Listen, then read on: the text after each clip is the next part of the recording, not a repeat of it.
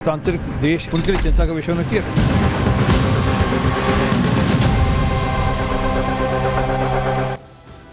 देखिए, बांग्लादेश में आपने देखा कि क्या हाल हुआ। सबसे पहले तख्ता पलट होता है। शेख हसीना अपने देश को छोड़कर जाती हैं और उसके बाद चारों तरफ आग ही आग लगा दी जाती है, चारों तरफ तोड़फोड़ की जाती है, हिंदुओं को परेशान किया जाता है। हमारे देश की बात करें, प्रधानमंत्री नरेंद्र मोदी ने निंदा की थी, लेकिन उसके बाद से आपने देखा कि कुछ ऐसे लोग थे जो कि चुप रहे, शांत रहे और उल्टा हमारे भारत को लेकर टिप्पणी करने लगे, हमारे भारत में माहौल बिगाड़ने की कोशिश करते हुए नजर आए। लेकिन आप देखिए, अब आपको बताएंगे कि डोनाल्ड ट्रंप की तरफ से आखिरकार क्या कहा गया है, क्या चिंता उनकी तरफ से जाहिर की गई है और कैसे उन्होंने चेतावनी दी, ये अब हम आपको बताने वाले हैं कि आखिरकार डोनाल्ड ट्रंप ने बांग्लादेश की जो अंतरिम सरकार है उसको लेकर क्या कहा है। लेकिन सबसे पहले पाकिस्तान की राह पर बांग्लादेश, इसका जिक्र करते हैं। डर के साए में बांग्लादेशी हिंदू वहां पर बहुत ज्यादा परेशान।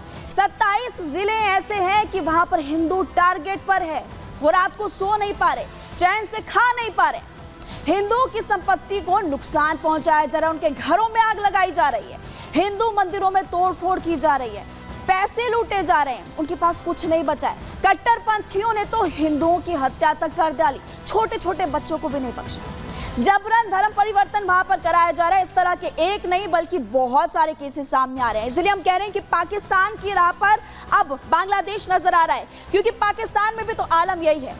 पाकिस्तान से आप अमूमन खबरें सुनते हैं, वहां पर हिंदुओं पर कैसे अत्याचार किए जाते हैं, ऐसे ही अत्याचार अब बांग्लादेश में भी किए जा रहे हैं। एक रिपोर्ट अब आपको बताते हैं, उसके मुताबिक कुछ आंकड़े आपको बताने वाले हैं हम कि आगे देखिए अब किस तरह से CDPHR की एक रिपोर्ट आई है। इस रिपोर्ट की अगर बात करें तो बांग्लादेश के 52 जिलों में हिंदुओं पर हमला हुआ है, हिंदुओं को टारगेट करके उन पर अटैक किया जा रहा है। ये रिपोर्ट आपको बता रहे हैं, बाकायदा आंकड़े भी सामने आए हैं, हैरान हो जाएंगे आप। हिंदुओं से हिंसा के 205 केसेस दर्ज किए गए, 205 केसेस दर्ज। हिंदुओं के साथ जो हिंसा की गई, हिंसा के ऐसे एक नहीं बल्कि बहुत सारे केसेस सामने आए। 5 से 9 अगस्त की बात करते हैं, 5 से 9 अगस्त को सबसे ज्यादा मामले दर्ज किए गए हैं। और 5 दिन के अंदर की अगर बात करें तो 5 दिन के अंदर 110 घटनाओं को अंजाम दिया गया। सामूहिक दुष्कर्म, हत्या के बहुत सारे केसेस, लूटपाट।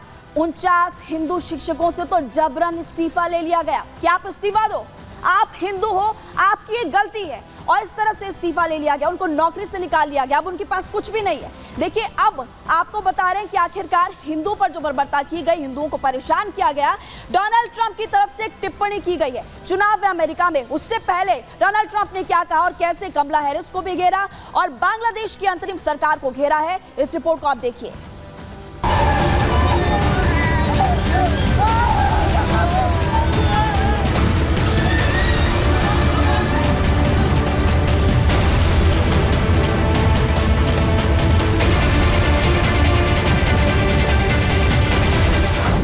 कट्टरपंथियों ने छात्र आंदोलन की आड़ में बांग्लादेश में तख्ता पलट किया, शेख हसीना को देश छोड़ने पर मजबूर किया, बांग्लादेश में रह रहे हिंदुओं को टारगेट किया, हिंदू इलाकों में लूट और हत्याओं को अंजाम दिया गया, महिलाओं की अस्मत लूटी गई, मंदिरों को तोड़ा गया और बांग्लादेश की सेना और अंतरिम सरकार तमाशा देखती रही।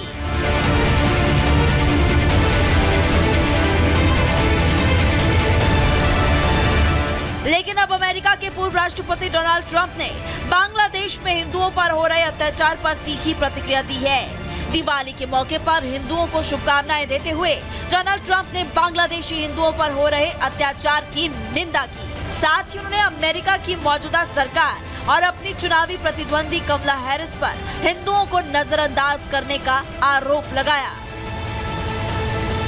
बांग्लादेश में सिर्फ हिंदू ही नहीं, ईसाइयों पर भी कट्टरपंथियों ने हमले किए, लेकिन सुपर पावर अमेरिका चुप रहा।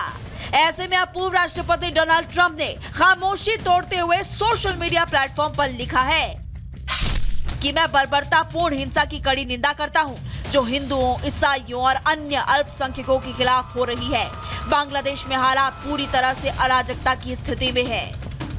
बांग्लादेश में हो रही हिंसा का मुद्दा ट्रंप ने ऐसे वक्त पर उठाया जब अमेरिका में राष्ट्रपति पद के लिए चुनाव होने जा रहे हैं। ऐसे में 3 वजहों से ट्रंप को हिंदुओं की याद आई है।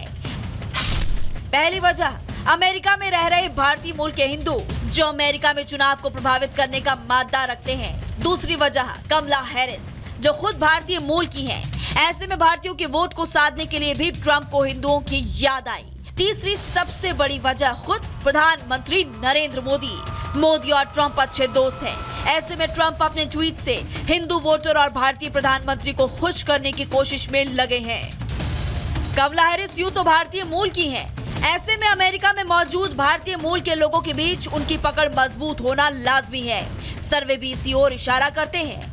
हालांकि सर्वे ये भी बता रहे हैं कि पहले के मुकाबले हैरिस का प्रभाव भारतीय मूल के लोगों में कम हुआ है, जबकि रिपब्लिकन पार्टी के उम्मीदवार डोनाल्ड ट्रंप के सपोर्ट में इजाफा हुआ है।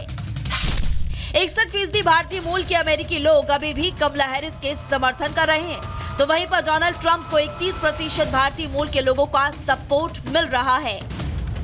भारतीयों में कमला हैरिस की लोकप्रियता जहां घटी है, वहीं ट्रंप का दबदबा बढ़ा है। साल 2020 में जब अमेरिकी राष्ट्रपति चुनाव हुए थे, तब ट्रंप को 22% भारतीयों ने समर्थन दिया था और पिछले 4 सालों में अब ट्रंप के सपोर्ट में 9% का इजाफा हुआ है। कमला हैरिस की डेमोक्रेट पार्टी के लिए भारतवंशी ट्रेडिशनल वोट बैंक रहा है, लेकिन अब इसमें गिरावट दर्ज की जा रही है। डोनाल्ड ट्रंप भारतीय मूल के वोटर्स को लुभाने के लिए प्रधानमंत्री नरेंद्र मोदी से अपनी दोस्ती का इस्तेमाल कर रहे हैं। ट्रंप ने कहा कि भारत से हम अपनी दोस्ती और साझेदारी को और मजबूत करेंगे। कमला हैरिस अपने छोटे व्यवसायियों को कड़े नियमों और भारी टैक्स से बर्बाद कर देंगी। इसके इतर मैंने टैक्स में कटौती की, नियमों को सरल किया। हम इसे फिर से करेंगे और पहले से भी ज्यादा बड़ा और बेहतर बनाएंगे। हम अमेरिका को फिर से महान बनाएंगे। साथ ही सभी को दिवाली की शुभकामनाएं। मुझे उम्मीद है कि रोशनी का ये त्योहार बुराई पर अच्छाई की जीत लाएगा। चुनाव भले अमेरिका में हो रहे हैं, लेकिन चुनाव से ठीक 5 दिन पहले बांग्लादेशी हिंदुओं और ईसाइयों का जिक्र करके डोनाल्ड ट्रंप अंतिम समय में ट्रंप कार्ड खेल चुके हैं। हिंदू और ईसाइयों की बात करके वो चुनाव में बढ़त बनाना चाहते हैं। Bureau report, Republic Bharat. तो इस रिपोर्ट के जरिए आपने देखा कि डोनाल्ड ट्रंप ने कैसे हिंदुओं को शुभकामनाएं दी, ईसाइयों की भी बात की यहाँ पर। यानी कि ओवरऑल हम देखें तो अल्पसंख्यकों की बात करते हुए डोनाल्ड ट्रंप नजर आए हैं। लेकिन इस पूरे मामले को लेकर महंत राजू दास और स्वामी चक्रपाणी महाराज की टिप्पणी भी सामने आई है, जिन्होंने ये कहा कि जो कांग्रेस पार्टी नहीं कर पाई, आलोचना नहीं कर पाई जो हुआ हिंदुओं के साथ, वो डोनाल्ड ट्रंप ने किया। सुनवाते हैं आपको। मारा जा रहा है, पीटा जा रहा है, मकानों को लूटा जा रहा है, दुकानों को जलाया जा रहा है। वहां पर ये स्थिति बना हुआ है, सब लोग मौन है और हिंदुस्तान के विपक्ष भी बहुत मौन है। तो मैं ट्रंप जी को साधुवाद देता हूं, आभार व्यक्त करता हूं। कम से कम उन्होंने आवाज उठाई, जिससे हमको लगता है थोड़ा बहुत वहां हिंदुओं को रिलीफ मिल पाएगा।